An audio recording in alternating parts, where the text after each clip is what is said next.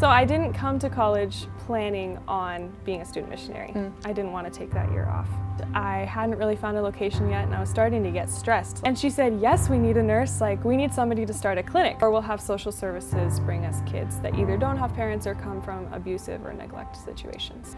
Gaining trust was a big thing for the nursing portion. Those fevers were some of the scariest because they don't go down normally.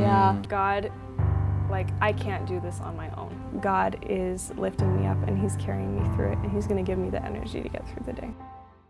What is up, you guys? Welcome to the podcast sponsored by the Student Missions Department at Southern Adventist University. We have the purpose of sharing mission stories and inspire others to go and serve Jesus with love. This is Edwin Benitez. I'm Emily Schneider. And welcome to Yours to Use.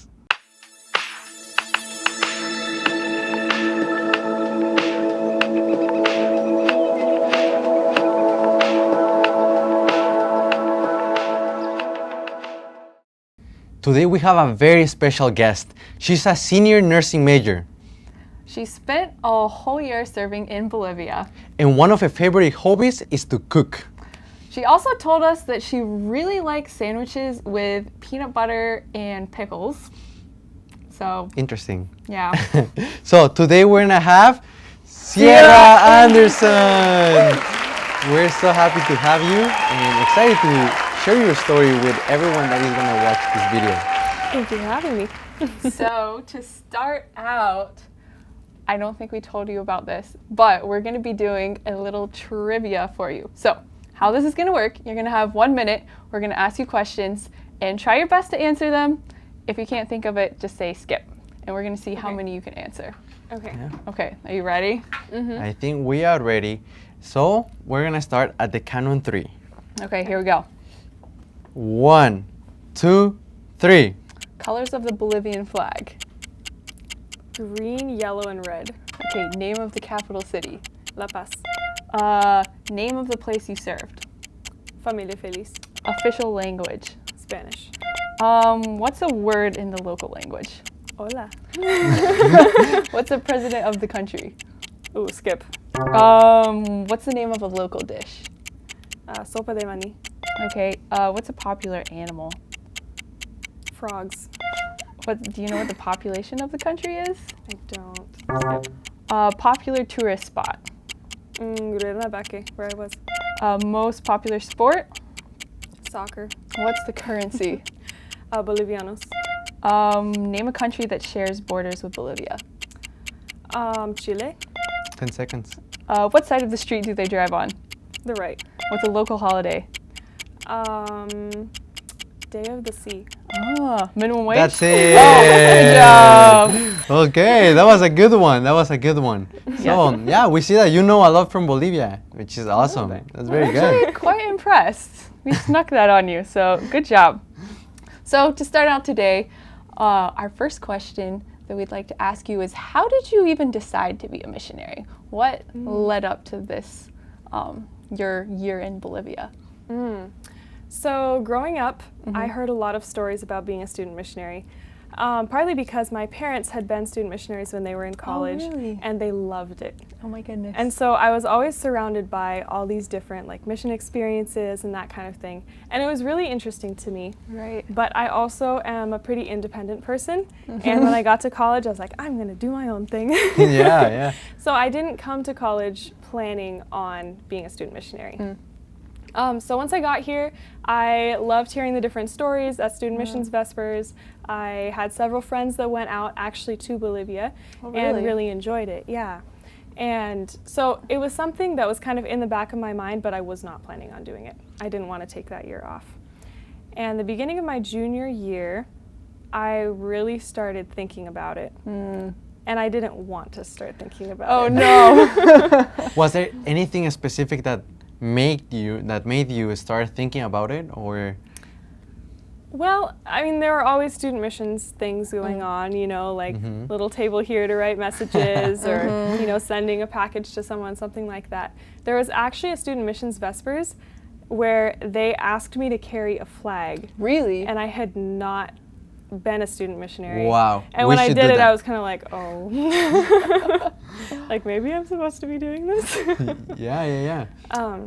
Yeah, so I started praying about it a lot, about like Thanksgiving time, and was really concerned because I was afraid God wanted me to do it and I didn't want to. And as I started thinking about it more, I decided to meet with the student missions office and discuss it with them, and they really encouraged me to just apply and kind of go from there. So I applied around Christmas time. Wow. And I then all of a sudden was trying to decide where I was going to go, if I was going to go. And you know, you look at the list and it's so long. It's intimidating. Yeah. Like, what am I going to do? Yeah, exactly. And I knew like I was going to have my nursing degree and license, but I also like teaching. I've done some Right. teaching. So I thought, well, maybe this is my chance to teach. So because of that, I kind of kept the teaching options open. And January started kind of passing through, and I hadn't really found a location yet, and I was starting to get stressed, like, where do I go? Right. And one morning, I'd been praying about it for several months, and I woke up, and literally the first thought that came to my brain was, I should look into Bolivia. Huh. Wow. Yeah, it was so random. Did you Like- have a dream about it or No, anything? no, I didn't Looking have a for dream dreams. about it. It was just all of a sudden like, oh, I should look into Bolivia. And I thought, like, I might as well look it up, right? So I pulled up the tab for it and it said teaching. I was like, oh, well, I've thought about teaching, so Right. let me look into it. And as I read more about it, I thought, you know what? This place, like, maybe they need a nurse. Like, it's a school, they have a ton of people, maybe I could fill a nursing position. So I ended up signing up as a teacher Okay. on my contract. Okay. And then it was very random, and then praying about it and calling the director in Bolivia and asking her if she needed a nurse. Really? Yeah, So you sign up for a teaching position, but then you ask to be a nurse? right. And how much Wow. of nursing school had you done at this point? So I was finishing up my last semester of my associate's degree. Oh, okay. So you would have your RN by the time you were Right. there. I was Okay. about to take my boards in the summer. Okay. Yeah. So then I called her and she said, yes, we need a nurse. Like, we need somebody to start a clinic. So then I was like, oh my Wow. goodness. That's a Starting big medical project. clinic Yeah. here. Yeah, so it had gone from like not being a student missionary at all to not really being sure if I wanted to all of a sudden now like trying to, plan what to do for this Right. clinic. So I kind of told God, well, I need supplies. Yeah. Like, I don't know how I'm going to pay for this by myself. Right. And, the months started passing and I started kind of reaching out to people and, doing the fundraising, but also saying I'm going to need some medical supplies as I start this clinic. And I was absolutely astounded at how God answered prayer. Wow. Wow. There were so many times where I would think of a supply, like, for example, one afternoon I thought, like, wow, we're really going to need syringes, to take with me. And literally the next morning, there was a box of syringes on my porch. Wait, but did you talk about it with someone else or No, I didn't anything? even tell my family. Like, What? I hadn't mentioned Wow. it at all. So like people didn't even know to ship it to you, but you were getting medical supplies at your Right. house. The Right. one that you needed. The ones that I would think about sometimes. Sometimes I would like Wow. mention it to one person and another person would bring it. And other times I wouldn't even say anything and somebody would text me like, oh, I just left this on your porch, thought you might need it. Wow, that's awesome. That's Yeah. awesome. So I was absolutely amazed as I got like suitcases and suitcases of donations of medical supplies that we needed. That is so crazy. Wow. So before we get into more details about your role that you played in Bolivia, we want to know more about the culture. How was the culture? Did you have any cultural shock or what was your experience when you first got to Bolivia? What do you like the most Yeah. about the culture? I loved how friendly people were. Okay. When I got there, I didn't speak any Spanish, and so and they didn't speak any English. Right. So I think it would have been very easy for them to get really frustrated with me really fast. Yet maybe they were, but they didn't show it. Okay. They were so patient and kind That's- and welcoming. Wow, that's very good. That's very good. So you Yeah. didn't know any Spanish at all? No, I'd taken some classes in high school, but I kind of just knew like basic nouns. So Okay. Yeah, it was So very ahora basic. podemos hablar en español o? sí, más o menos. Más o menos. Okay, okay. Yes. That's good. That's good. So, what was your favorite food? Do you try any Bolivian food? Yeah, my favorite food was sopa de maní. Okay. I don't know if you guys have ever had it before, but it's like a peanut soup with a Ooh. whole bunch of vegetables in it. We used pasta instead of meat, and Okay. it was really good. Really good. Did you make Yeah. it yourself? I made it quite a bit. Wow, we have a professional chef I right know, here. I know. That's I've heard awesome. so much about how you cook just like such Aw. amazing food. So tell us a little bit about what you kind of did on a day-to-day basis. Like, I'm sure there's many different things that you did. So what did you actually end up doing, even though you're supposed to be a teacher, but then a nurse? And Yeah. like maybe walk us through like what a normal day would look like for you. So I would get up every morning around 6 or 6:15 and have my own worship and have a little bit of quiet time. That's kind of with a campus of 100 people. Yeah. That's the only peaceful time as well. Yeah. Everybody's The still early asleep. morning.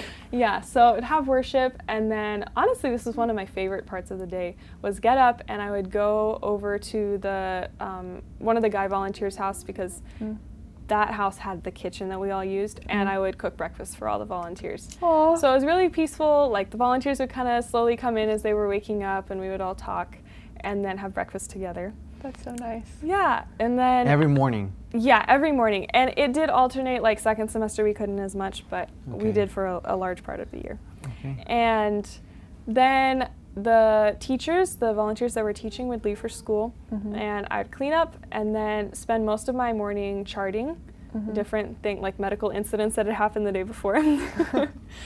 And then the kids would come back from school at noon, and then there was always like chaos. Yeah. I can Like, imagine. Yeah, this kid fell and scraped their knee. Well, this kid might have broken Right. their arm, and this kid has a fever, goodness. and like, Every day. Did you Yeah. have any like kids that were sick, or oh yeah, there were all some the days time. that all the time? yeah, there's always someone sick. Wow. So yeah, with 100 kids, you can always count on someone, Oh yeah. catching Oh. a cold. Yeah. Yeah. So I took care of kids for the rest of the day, usually till around 11 p.m. Sometimes I worked in a boys' house. I was a part-time parent there. And then other times I was just taking care of illnesses, doing treatments, that kind of thing. And I would sometimes cook supper for a group, help with that kind of thing. And I tried to visit every house in the morning and in the evening. So Wow. trying Like to- every day you were visiting the different houses. yeah. So can you explain just a little bit? How is Familia Feliz divided? Like, what is it for people that don't know about Familia Feliz? What is Familia Feliz and how is it organized? Yeah, so Familia Feliz is an orphanage, technically. It's actually mostly foster care. And either we have children come in because their parents can't take care of them with their work schedule, and they'll bring them to us kind of in a boarding school style, except for younger kids. Right. Okay. Or we'll have social services bring us kids that either don't have parents or come from abusive or neglect situations. Okay. So we have 2 boys' houses, younger and older. We have 2 girls' houses, younger and older, and then a house of like mixed babies, toddlers, and then the oldest, like volunteer children. Right. Okay. So you mentioned that you visited every single house every day? And how was that? Like, were you just like checking up on them, like if their health was okay, or what were you doing there? Yeah, it was such a privilege. I loved getting to see everybody every day. Part of one reason I did it was because I wanted to kind of get a sense each day of how the kids were doing in each house mentally, because that affects Wow. their physical health, Yes. and also just how they were doing as far as like, are they getting sleep, are they getting good food. I was also the coordinator of groceries, so getting Wow. food was an important part. Yeah. Yes. Just kind of trying to get a sense for the tone of each house and what they needed. That makes sense. And so did you like primarily provide medical care for the kids in their houses, or did you have like a clinic or like some type of building that you used like when kids were sick? So when I first got there, they gave me a room actually in my house. Oh, really? And they said, turn this into the clinic. Yay. So So you were living in the clinic? yeah, me and like 8 other female volunteers were living in this house, and then we had one room that was the clinic. Oh, okay. That makes sense. So I used that if kids needed to stay overnight, because they were too sick, they'd stay there. Okay. I would hang my hammock from the windows and stay there with them. And then also, if they were sick during the day and they could walk over, they Right. would come and get help there. Right. But if it was something like they needed medicine every few hours, I always just went to their house and did it. Yeah, that's a lot Okay. easier.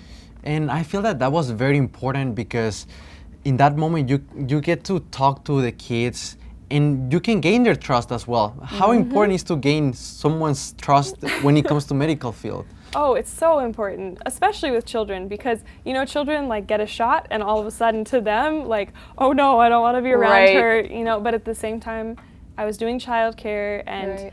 these kids have very few adults in their lives that they can trust. Yeah. So it was really important to take that time. And that was definitely one of the challenges for me.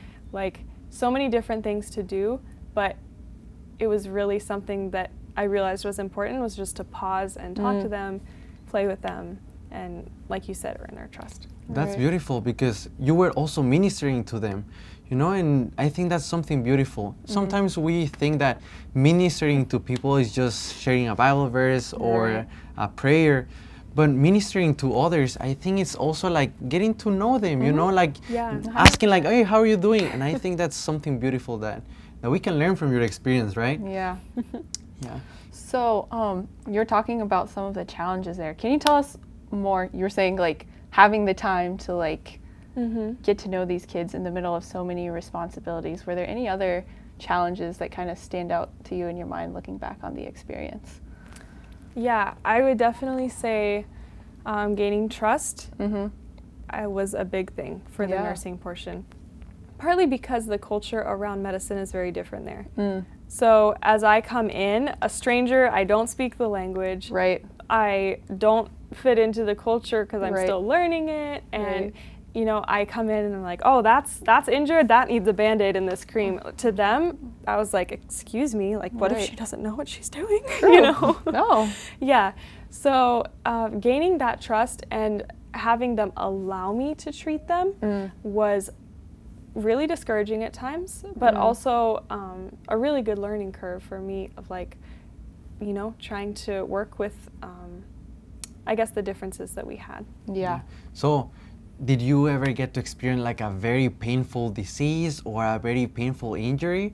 Or Myself or treating it? or treating it, yes. Okay, not myself, but yeah, I took care of definitely some dengue fever. I don't know if you guys have heard of dengue Yeah. fever, but it's a mosquito-borne illness Yep. that leads to really high fever, like kids with 106. That's so scary. Yeah. And, you know, that's kind of going on the edge of like brain damage Yeah. territory. And so those fevers were some of the scariest because they don't go down normally. Yeah. You have to just put ice on the kid, give them Tylenol constantly. You can't give them ibuprofen because there's a risk of them bleeding out. Right. Wow. And those weeks, I didn't sleep. Yeah. So that was definitely like a scary thing. We, all of our kids were okay, but we Right. definitely Praise had the a few Lord. with that. Yeah. Did you ever get to do something that you didn't know, or maybe you didn't had training on in nursing school? Every day. Like, do you have any stories or anything that a testimony you can share about it? Yeah, so it was always an adventure because I was constantly researching, like, how do I do this? This is new. Or contacting a doctor at home, like asking for advice. One of the things that I had to handle was a little boy who had a cut on his leg. It was a very little cut, and he had just been playing in the river. A rock had hit his leg. The river actually had sewer running into it above. Oh so dear. yeah, so it got pretty infected. I can imagine. Yeah. I put like antibiotic cream on it. I put a Band-Aid on it. And as soon as he got home, his house parent just took off the Band-Aid. She's like, oh, that'll give you an infection. Because like I said, Wow. we hadn't gained that trust Right. yet at the beginning. And so they were rubbing salt in it and then just letting him play. And he was playing soccer and you know, the ball was hitting it. It was just really dirty. Oh no. So I kept trying to fix it and it just wasn't working because they kept undoing it. So finally I said, you know what, like, feel free to, you know, take care of it as you like. I don't want to like overstep. Right. So if you need help, let me know. Right. So I kind of left it at that and moved on with the other cases I was dealing with. And about a month later, he came into the clinic and he said, "Hey, I need help with my leg." Mm-hmm. Wow. Yeah. And I looked down at it. It was a Sabbath morning, and it was closed. His leg was closed. There was not a cut anymore, but it was a weird color. And it was kind of dark. Suspicious. Yeah, it was a little swollen. I was like, oh no, what do I do? So I looked at it, I started feeling it and realizing this is really infected and it's closed up on the infection. Oh dear. Yeah. So I started YouTubing. Like, how do you cut open a wound and drain it? Wow. Like, what do I do? So I researched it. I called several doctors that I knew and nurse practitioners that worked in wound care and tried to ask, for all of their advice. And I learned as much as I could. And then that evening, I asked him to come into the clinic, and all his friends came and sat down on the bed around him. They were there to moral watch. Support. Yes. Yeah. And I was still in my church dress and cut open the wound. And I'll spare the explanation of it all, but it had undermined, which means that it spread under the skin several inches around. Oh no. Wow. And so once I cleaned it out and everything, there's this thing called packing gauze. It's a little tiny piece of gauze, like super skinny, and it's like a long string. And I had to use 40 centimeters of it Wow. to fill up the wound my and pack it goodness. closed. Yeah. Wow. So I was so nervous doing that whole thing. I didn't want to mess up his leg. And so we were really careful though, and we got him on some good antibiotics, and I ended up packing it for a month, and his leg got better. Wow. So lots of prayer went into That's that. awesome. And he's good now. So, Yeah? Okay. Yep, it's completely normal. Awesome. That's awesome. Yeah. Do you have, you're telling just such interesting stories. Do you have a story that stands out in your mind that was very impactful for you, or I don't know, something you'd just like to share, a highlight of your experience? Yeah, I think there were so many times that I realized, God, I can't do this on my own, and I don't know what to do. And I think one of those times was actually when I had been gone for a couple days, and I came back, and I was just trying to catch up on everything. This house is like, oh, this kid, has a really sore throat, and this house is like, oh, this kid sprained their ankle, and this baby's having trouble breathing, and it was just a whole bunch of different Everything things. all at once. Yeah, and I stopped by a house, and the mom of the house was like, oh yeah, and by the way, that kid stepped on a rusty nail last night, and it went really deep into his foot. Oh, great. I was like, oh no, what do we do? She was like, and his brother stepped on one too. And The I full was like, package. they need a tetanus shot. And the complication with shots there is that the vaccinations are run all by the government hospital, and it's very regimented by age, which is a good thing. Right. But a lot of these kids have been living on the streets, and so they didn't get their vaccines at the correct age. So I took these kids in knowing that it might be hard to get the shot for them, and it was. I said, we need these, they stepped on a nail, we need these kids to get a tetanus shot. And they said, oh, they're not at the right age for their next booster. And I said, but they didn't have their first shot. Right. They have to have one now. And they're like, no, I'm sorry, we can't give it. Oh man. Yeah. And I didn't know what to do. So it's like, I can't do anything else. Right. The hospital won't give it to us. There's nowhere else to get this shot. And these kids could get tetanus. Yeah. So I took them back home. And I just started praying, God, please help us to figure out a way to take care of these kids, because I don't want them, getting tetanus. And so I started researching natural remedies for tetanus. Who does that? I know. And I was looking up stuff, and I finally found this one article that said it's not proven, but it's possible that really high doses of vitamin C can knock out tetanus, or prevent it if people have been exposed. And I was like, you know what? It's not going to hurt to try.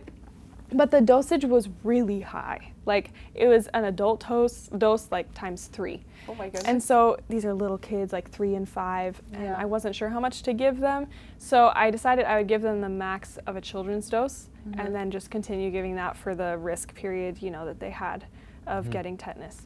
And I gave them the first dose that night. And I remember kind of, running to the next house and being like, okay, God, if I needed to give more of that, please just bug me about it later and I'll give more, but I'm not sure. So I'm going to give the max for now and just let me know if I need to get more. And I ran on to the next patient. And at the next house, there was a baby that apparently hadn't liked a formula or something. So the mother gave me the formula. Oh. And it was just this, big tub of powder, big tub of powder. Yeah. And I was like, okay, I'll just take this and I'll use it in the clinic when I have babies staying overnight or something.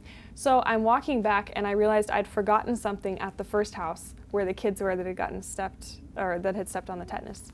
And I walked over there, I started talking to the house mother, and I set down the tub of formula on one of the shelves. And then I forgot it because I had a zillion things going through my brain. And I said goodnight, I went home and worked on something else. And the next morning, I went back to that house to give, more vitamin C. And the mom of the house said, Hermana, I am so sorry. She was like, 2 of our kids ate your entire tub of baby formula. The whole thing? The entire Ew. thing. I know. She said they literally got spoons and just ate the powder. The dry powder. Mm-hmm. Wow. I was that's like, impressive. That was a snack. That's nasty. I didn't know that was good. And so I asked her who it was, and she said the names of these 2 kids who had stepped on the nail. And I was like, wait a second. And I turned around the tub because she'd given me the empty tub, and the vitamin C level in one bottle was, the daily value for the day for a little kid. I was like, oh my goodness, this is tons and tons and tons of vitamin C. And, I don't know why they ate that. But to me, I was like, hungry. What, God? If they needed more vitamin C, you knew I was busy and you took care of it yourself. And they didn't get tetanus. So I was very grateful for things like that where I knew God was, looking out for each and every kid and helping me take care of them. Wow, that's awesome. God worked a miracle, and that's awesome that He was always taking care of you and the kids. He was. And I heard that you also went back. You came back to Southern, and then you went back again. Yeah. What was the purpose of going back? Do you have any ideas in mind, or what do you do there? So I left in May, and I went back home. But they didn't have a nurse for the summer, so I worked by phone, doing my best to prescribe medications and diagnose and that kind of thing. Doing telehealth, I guess, in Bolivia. Yeah. And so there was a nurse, he's actually there now, that went to take my place. And so I didn't want him to go by himself, partly because of the gaining trust. Right. It's really hard to do, and they know me, and then also language. And there were 2 other SMs going as well, and they didn't speak Spanish. So I wanted to go with them, help with the government paperwork, and then do their orientation. Right. Oh, that's awesome. It was a really good experience. Yeah, so did you get to train the other nurse? And do you guys have any interesting stories together? Or? That was the craziest week. It was so much crazier than any week I had the year before. Wow. It was, we did all the government paperwork. It went without a hitch, which never happens. We got it done in 2 days. What? Yeah, which it took us 10 for a little reference. And so we did all of the paperwork. We were in Santa Cruz, which is one of the big cities, and then we took a 20-hour bus ride to the orphanage. When we got there, Sean is the other nurse's name, he and I actually put our scrubs on over our travel clothes and went straight to the hospital because there was a kid there and we needed to get him home because there's a pretty high risk of other infections once you're in the hospital there. And as nurses, we could convince them to let us take him. So we were there to to bargain with them a little bit. We did that, and then we got an agreement to let us take him home the next morning, and we went to the orphanage then for the first time. Wow. And there were a lot of kids there that were, just sick with different things from the summer, rashes, colds, that kind of thing. So we were there to treat them, and then we needed more medicines because we were low on that. So Sabbath, Sunday, Monday kind of rolled around, and we needed to get medication. So we went to town. While we were in town, we talked with the brother-in-law of the director, and he said that he had been contacted by a local community member who had said that his brothers were really sick and that they needed some IV fluids started. Okay. And they'd heard, like, Familia Feliz has a nurse. Right. Can they come? Nurses. Yeah, nurses. And so I kind of looked at Sean and I was like, I haven't started a lot of IVs. We're just fresh out of nursing school. Right. Wow. And he was like, well, I've done a few, so okay, we'll be okay. Like, you know, Right. we can come and try to help. You got And this. we've been trained to, it's just, you know, we haven't had years of experience. So we went, it was like 10:30 at this point. We went out into the jungle. We stopped on the side of the road and like went down this little hill. It was dark. Wow. We're like, where are we going? There's no road here. Were you scared or? Well, at that point we had the director's brother-in-law with us. Okay. So at that point That's- we didn't realize what we were getting into. And we got there and we yelled, you know, buenas noches, like, we're here. And the person who called came out. He was like, hey, my brothers are really sick. Can you come in? And when we entered the room, there were 3 patients laying on beds and they were almost dead. Wow. How could And- you tell they were almost dead? Like they weren't breathing? They or- were like hardly alert. Their breathing was very raspy. They had a cough. They were throwing up. They had fevers. They had a rash. And when Sean, thankfully, he had gloves on, he touched one of them and his hand came back yellow. So Oh dear. their livers were failing. So it didn't quite hit us how serious it was immediately. We were just like, oh, this is a lot more than we'd expected. And we turned around, we looked at the table where they had bought these IV fluids, and it wasn't only IV fluids, they had bought antibiotics and pain medications Oh my and all these goodness. different things. Yeah, that apparently one doctor had prescribed for all of them after seeing like a single one of them. And so the other nurse, Sean, started getting the IV fluids ready. I started prepping to start their IVs, and we were like so stressed. Like, what do we do with these people? You know, we started 9 IVs on them in total. Yeah. Wow. But yeah, That's a 9. lot. It was a lot. And we started all the medications, and then we're like, okay, you know, you guys have a good night. We'll come check on you in the morning. As I said, it still hadn't quite hit how sick they were. And Sean said, wait, let's pray before we go. So I knelt down, and he knelt down, and we started having prayer and asking God just to please give us wisdom, to be with them, to heal them if it was his will, and to help them to at least not be in pain, you know, as they were resting during the night. Yeah. And we went home. And then we got back, and Sean was like, why are we here? Like, you know, like, how are we going to do this? And I was like, I don't know. What are we going to do? And we were trying to figure it out. And you were like, you know, we're just going to pray. We're going to go to bed. We'll check on them in the morning. Right. So we prayed and split ways. And just as soon as I got home, I got a text that said, hey, they just ripped out their IV. Like, one of them did. Oh, He's no. confused. Oh. Can you guys come back? Confused. Yeah. And at that point, I started realizing, okay, this is going to be a long night. Yeah. So I went over to Sean's house and I knocked on the window. I was like, hey, we need to go again.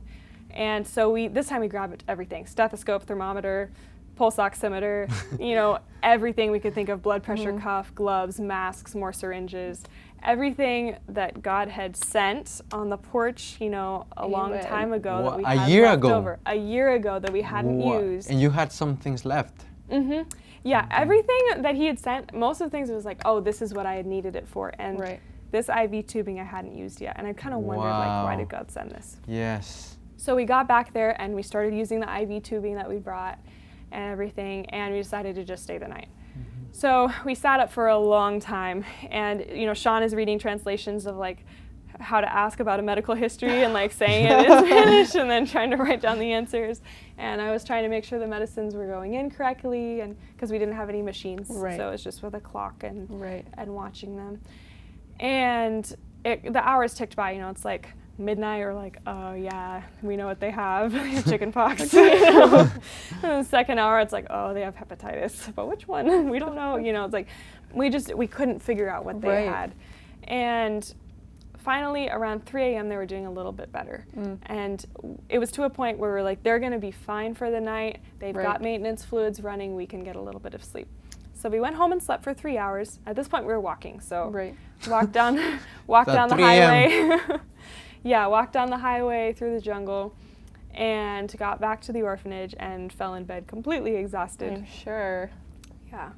And at 6 a.m. we got up again and we had prayer and we're like, God, we have no clue what to do. And I think there had been times, like I said earlier, where I had to just trust God and figure out, what I was gonna do. But this was, I think, the most I ever had been like, I am completely helpless in this situation. Right. We can't figure out anything. So we prayed and we were like, okay, we're gonna trust God and we're gonna do it. And we went and gave them medications for the next morning. They were up and around a little bit, so that was good. Yeah. They were still definitely seriously sick though. Right. So Sean actually stayed with them. I took care of the kids for the morning. And thankfully, the reason they hadn't gone to the hospital is because they didn't have the money to do so. Right. Yes. And they found a family member that day that was able to pay for them to go to the hospital. That's so good. Yeah. That's awesome. So as soon as they got to the hospital was like, hey, you are way too sick for us. And they sent them to another hospital 10 hours away. Oh my goodness. Yeah. So we were so grateful that they were able to find that. And it was interesting coming out of that situation. We had a whole bunch of other issues that week. We had a hepatitis A outbreak. We had a chickenpox outbreak. Everything we could think of. And through all of that, I kept thinking like, I feel like I should be like just really discouraged. Like, why is this all happening? Right. It was really stressful. We hadn't slept.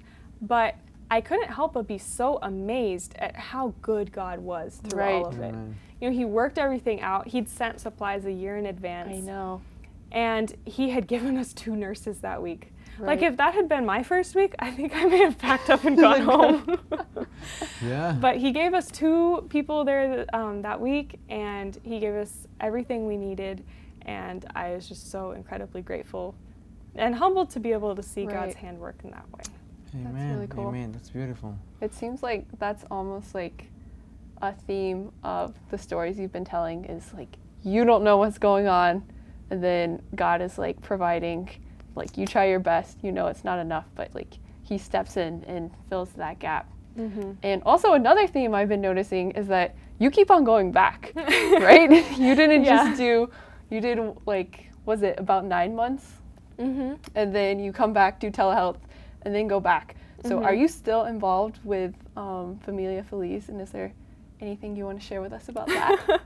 Yeah, I have the privilege of getting to chat with Sean a bit about just the different things that he's doing there and help as little as I can, or help a little bit, the little that I can do while I'm here. And also, Sean is working on building a physical clinic. Wow. Which is so exciting. Wow, that's awesome. Yeah, it's something that's really needed because when the kids come in, they often have so many different health issues, and improving those is a really vital part of helping them improve their lives. Right. And with 100 kids on campus, 80 to 130 staff, it's a lot to do it out of one little tiny room. Yeah. And so we're so excited to see how this new clinic can just make it so much easier to improve this kid's health, teach them, educate the house parents, and just help improve the lives of the little ones around us. Well, that's awesome. So, are you can you invite people to donate, or how are you funding this project? Yes, so we're actually going to be working with Student Missions to be fundraising, fundraising on Giving Day this November. So if you're interested in donating, November what? That's a very good question. 27? I think you're right. I think it's 27 or 28. I think it's 27.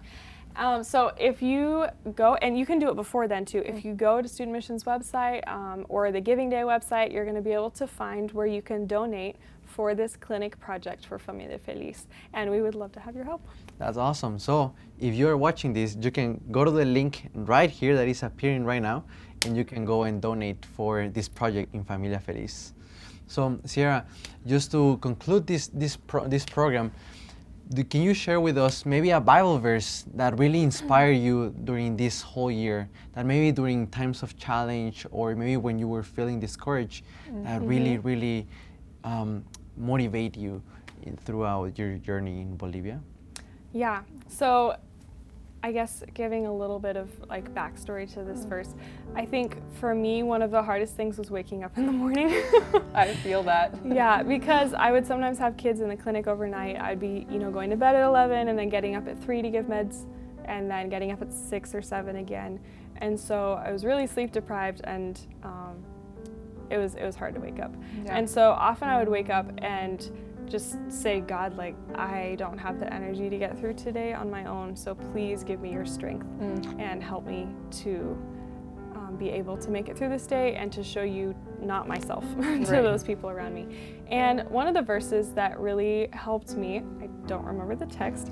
Okay, it's all good. But it says, you will mount up on wings like eagles. You will run and not grow weary. You will walk and not grow faint. Amen. And that phrase, those phrases went through my head so many mornings. Like, you know what? I can't do this on my own, but God is lifting me up and He's carrying me through it, and He's going to give me the energy to get through the day. Amen. That is really beautiful. Okay, one final question. This is specifically to people, specifically SMs, going to Bolivia. What advice would you give an SM going to Bolivia? A couple things. One, you'll always have a new adventure every day. So be willing to just go with the flow. You may have a job one day and the next day that will not be your job. You'll have a whole new project that you're working on. Or you may be taking care of a group of kids one day and it can be sad, they can move on. But you also have the privilege of working with new kids and teaching them, and there's always variety. And so just being willing to go with whatever's happening that day and not expect too much for the next day is a really important part. The other part is bring lots of spices for your food, because that was something I missed, liking to cook. I definitely missed having things like pumpkin spice. So yes, pack some spices. That's awesome. Well, Sierra, thank you for being here in our podcast today. We have one last gift for you, right, Emily? So we have this special gift that we are wanting to give you. We did some research. We did some research, and something that we heard is that there was something that was very special to you. Can you share more about it? So we heard that oftentimes, especially the boys that you watch would bring you flowers, and it was really special to you. Aww. So we wanted to give you some flowers. Thank you so much. Yeah. These are beautiful. And this can be just, I know that these are not the flowers that they will give you, but this can be just a reminder of that beautiful moment that you spent there. And maybe every time that you see them, that you can be a beautiful reminder that your mission is not over, right? Yeah, and you can still witness to others here on campus. Thank you very much. Yeah. Thank you so much for being on the podcast and for sharing your stories. We really, really enjoyed listening to what you have to say. Oh, no problem. It's my pleasure. Thank you so much for listening today. If you liked what you heard today, please share this with your friends. If you feel like God is calling you to serve as a student missionary, please send us an email or DM us. Yeah, and remember that God doesn't call the qualified, but He qualifies the call. Stay tuned for the next episode.